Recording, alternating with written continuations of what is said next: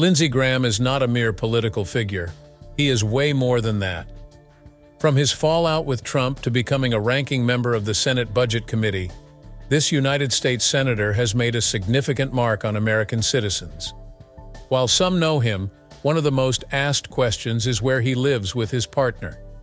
But before we answer that, let's run a quick background check on him from his early life, military service, and political career. Early life and education. Born Lindsey Olin Graham.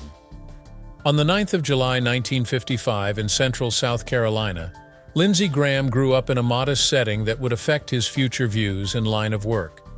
Son of Millie and Florence James Graham, he belonged to a family running the Sanitary Cafe, a restaurant, bar, pool hall, and liquor store.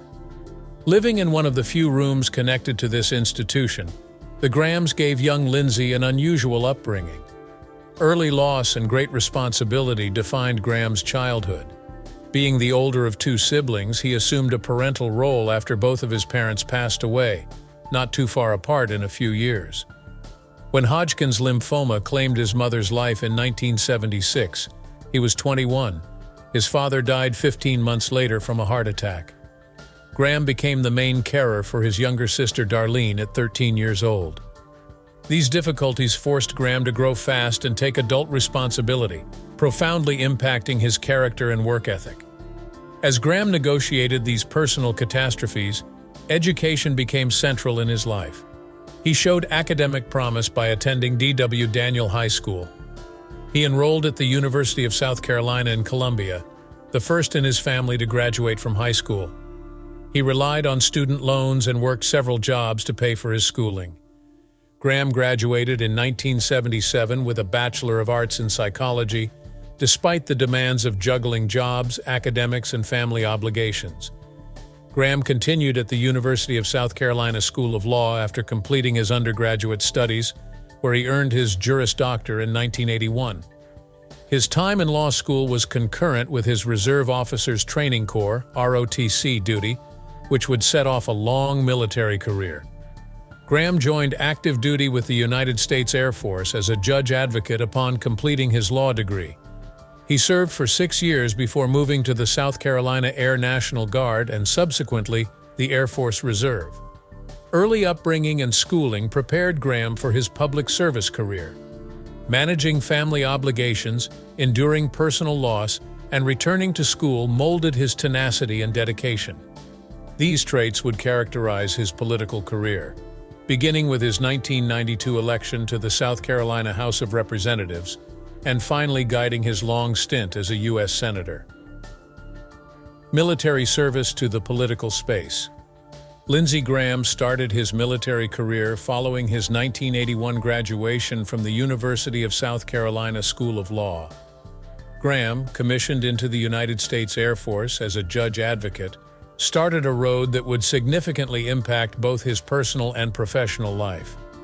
Initially working as an Air Force defense attorney, he assumed various legal duties, including court-martial defense of Air Force members. Graham spent 1984 to 1988 serving at Rhein-Main Air Base in Frankfurt, Germany. There, he grew to be the leading European prosecutor for the Air Force. Graham's legal officer abilities were tested at this time, most famously when he appeared on the television show 60 Minutes, defending an Air Force pilot suspected of marijuana usage. This issue drew Graham's public attention and exposed problems in the Air Force's drug testing policies. Graham returned to South Carolina in 1988 and joined the Air National Guard there. He continued serving in this role while simultaneously considering a career in private law practice. He was in the U.S. Air Force Reserve from 1989 to 1995 and was recalled to active duty in 1990 for the Gulf War. Graham briefed leaving pilots on the laws of war at McEntire Air National Guard Station. Many honors and promotions distinguished his military service. President George W. Bush conducted a ceremony at the White House marking his promotion to lieutenant colonel in 1998 and then to colonel in 2004. Graham's military career stayed entwined with his political life, ending with his retirement as a colonel in 2015 after more than 33 years of service. His efforts as a senior legal counsel to the Air Force in Iraq and Afghanistan from 2009 to 2014 earned him the Bronze Star. Graham's political career started in earnest in 1992, when he was elected to the South Carolina House of Representatives, along with his military duty. His path into national politics began with his time in the state assembly. Once Democratic Congressman Butler Derrick retired, he grabbed the chance to run for the U.S. House of Representatives in 1994. Graham's military experience and support from well-known Republicans helped him to run a clear victory campaign. Since Reconstruction, he became the first Republican serving South Carolina's 3rd Congressional District.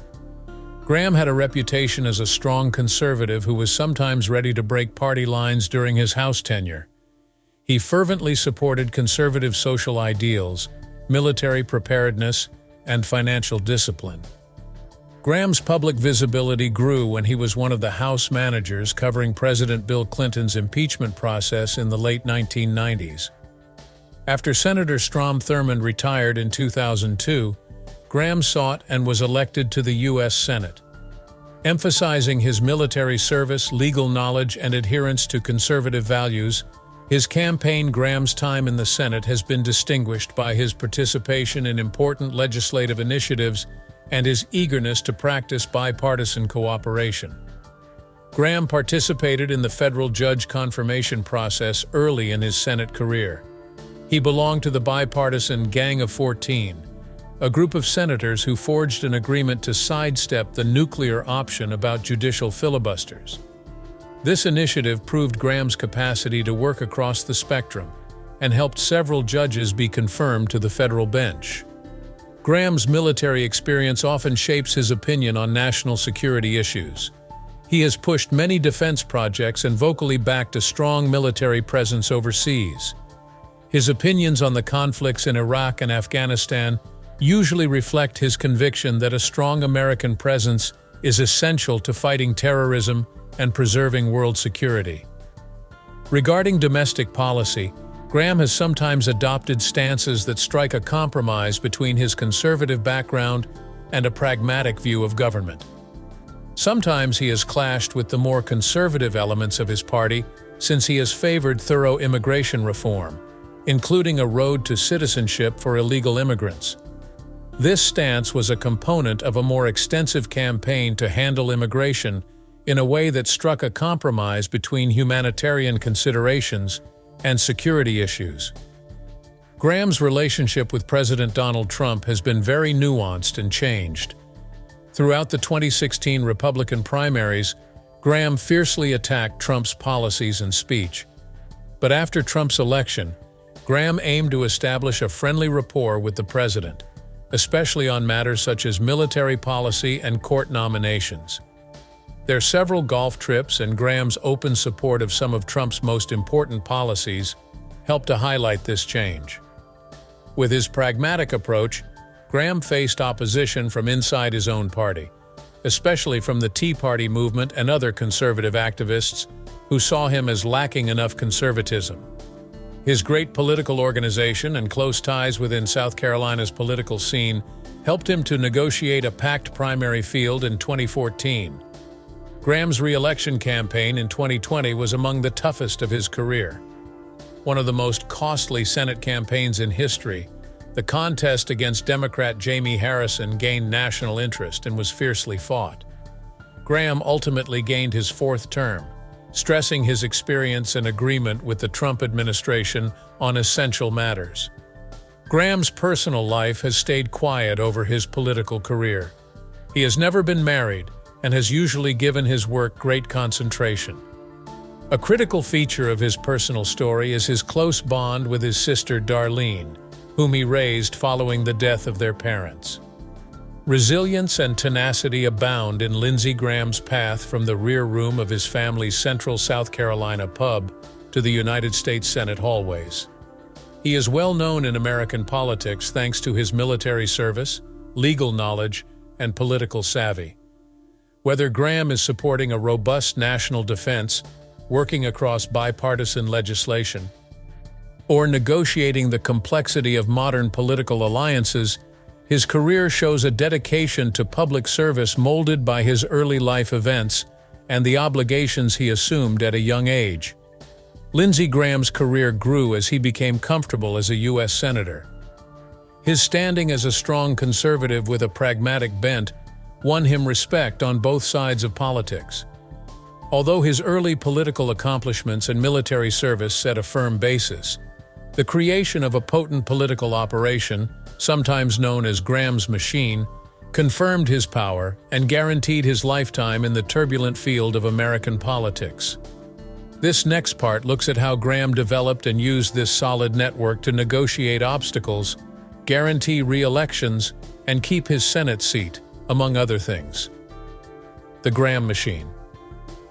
Additionally, he was responsible for the organization of a vast political operation that was referred to as the Graham Machine.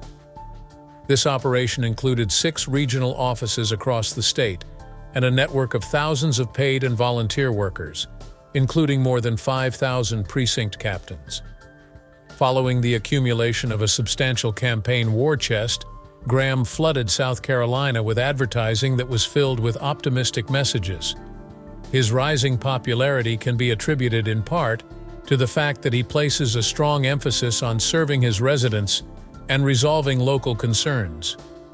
Graham took a tough stance against the Tea Party and those who belonged to it, arguing that Republicans ought to be more accepting of varied points of view rather than attempting to win them over. As the time for the Republican primary got closer, he began to observe the fruits of his labors and noticed a discernible decline in the percentage of people who approved of him. Although he received 178,833 votes, his closest opponent, State Senator Lee Bright, received only 48,900 votes, equivalent to 15.4% of the total. He, on the other hand, won the campaign altogether. In the face of the controversy surrounding him, Graham continued to run for senator throughout his term. In 2014, he began to express interest in running for president. After a year and a half, he followed his longtime desire twice to run for president in 2016. When it came to the elections for the Senate, he had it easy, but not this time. To make out Lindsey's numbers amid the many other candidates running for the Republican nomination, you will need to use a magnifying glass. Considering that he was going up against influential people like Donald Trump, it was already clear that he would fail before the campaign began. Despite this, he continued to go after Trump whenever he could. Initially, he had an unwavering hatred for Trump due to the outlandish manner in which he carried himself and looked. Graham was accustomed to a more formal and polished style of communication, which contrasted with Trump's delivery, which was more spontaneous and off the cuff. He frequently criticized Trump's ludicrous policy plans by employing humor and sarcasm to drive home his point. He did this to drive home his argument. Nevertheless, in other instances, he was reasonably forthright, referring to Trump as a religious bigot and an imbecile, and even cussing him out. It should come as no surprise that Trump has a knack for retaliating for everything. Indeed, he went to the extent of reading out Graham's phone number while he was speaking at a press conference. Shortly after that, on December 21, 2015, Graham stopped his presidential candidature after taking stock of the situation and realizing it was unavoidable. Surprisingly, Graham's position wholly transformed for the worse after Trump was elected president. In March 2017, Graham had an interaction with Trump that turned out to be exceedingly successful. In fact, Graham provided Trump with his new phone number following the meeting. Beginning in October of 2017, they began going on golf trips together regularly. On their first golf outing together, Graham was acting much more like an old friend than he had been in the past, despite the fact that he had previously stated that Trump was unqualified to be president. In April 2018, Graham made it very apparent that he intends to back Trump's re-election campaign in the 2020 election. This was an astonishing reversal compared to someone who had been so critical of Trump throughout the primaries in 2016. Graham supported Trump even after every major news network predicted that Joe Biden would emerge victorious in the presidential election 2020. However, his alliance persisted beyond that point. The 28th of January, 2023, was the day that he appeared at the first primetime rally that Trump scheduled for the 2024 campaign. As an additional point of interest, he reiterated his support for Trump during an interview on Fox News with Sean Hannity. Graham and Darlene were left without parents when they were 13 and 22 years old, respectively, as a result of the premature deaths of their parents, which occurred within a few months of each other. Graham worked with Darlene to raise her. After the death of both of his parents, he was forced to take on the responsibility of being a father to his sister, which was one of the most challenging things that had ever happened to him. For a young man of 22 years old, it was challenging for him to carry such a heavy load despite his intense love for Darlene. On the other hand, due to this ordeal, they got pretty close. During his presidential campaign in 2015, Darlene frequently accompanied him on the campaign road to demonstrate to people that he displayed a more compassionate side. They eventually became inseparable from one another. She felt compelled to attend the event to draw attention to the compassionate and caring aspects of his character that the broader public could ignore. It's not because Lindsey Graham is exceptionally secretive. Instead, it's because his sexual life has been rather uninteresting, so there isn't much to learn about it. During his time in law school, he dated Debbie, and their relationship eventually ended. While he was serving in the German Air Force, he began a relationship with Carol, a fellow JAG officer who would later become a member of Colin Powell's staff. This relationship continued until he left the military. On the other hand, there was an intense love affair with a flight attendant named Sylvia, who came very close to producing a marriage proposal. While Graham was stationed at a German air base for 1 year, he went through the experience of falling in love at first sight and then experiencing heartbreak. Their relationship ended in failure because, despite being both attracted to each other, her mother was unable to travel to South Carolina due to her advanced age, and Graham had no intention of staying in Germany. On the other hand, Graham has also been involved in a scandal in his life. Sean Harding, a gay adult film star, made a shocking accusation on Twitter in the year 2020, which caused the situation to get quite hot. He asserted that Lindsey Graham was gay by using the hashtag #LadyG, which he claimed was Graham's nickname among male sex workers. He also claimed that Graham was gay. Speculations about Graham's personal life that had been going on for a long time were reignited by the accusation, which caused social media to run amok.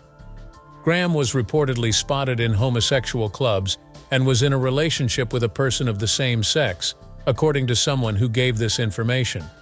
It was ironic because in October of 2010, he had previously been the target of a great deal of criticism for taking a stand against people who were opposed to gay marriage. Even though Graham has not disclosed any information about his romantic life, he has repeatedly refuted the allegations and made it very clear that he is a straight guy. Residences and investments. The actual address of Graham's residence has yet to be discovered to the general public for logical reasons stemming from concerns over privacy and security. We understand that he resides in Seneca, which is located in South Carolina. Seneca is a quaint little hamlet that may be found in the northwesterly part of Oconee County, close to Lake Keowee and the Blue Ridge Mountains. The Seneca neighborhood he lives in represents the region as a whole because it contains residential and rural components. This location is excellent for individuals who place high importance on tranquility while still being close to natural features and community amenities. An office complex in Seneca, South Carolina, which is 10,000 square feet, is one of the most significant properties that Graham already owns. In 2007, he purchased this parcel of land for a total price of $2.5 million. The value of the building, on the other hand, has been progressively increasing over the years, and it is currently estimated to be over $4 million. The brick townhome in Washington, District of Columbia, which he purchased in 1997 for a price of $225,000, and which has a total area of 1,254 square feet, is his second remarkable property. It is estimated that the value of this property, along with the value of his other properties, has increased significantly and is currently valued at roughly $800,000. Graham resides in this townhome in the nation's capital while away from his home in Seneca. Due to the fact that it is situated in a convenient location, he can successfully balance his legislative responsibilities with a pleasant living environment. Thank you for watching. If you enjoyed this video, please hit the like button, subscribe to our channel, and leave a comment below. Remember to turn on notifications so you get all the updates. See you next time.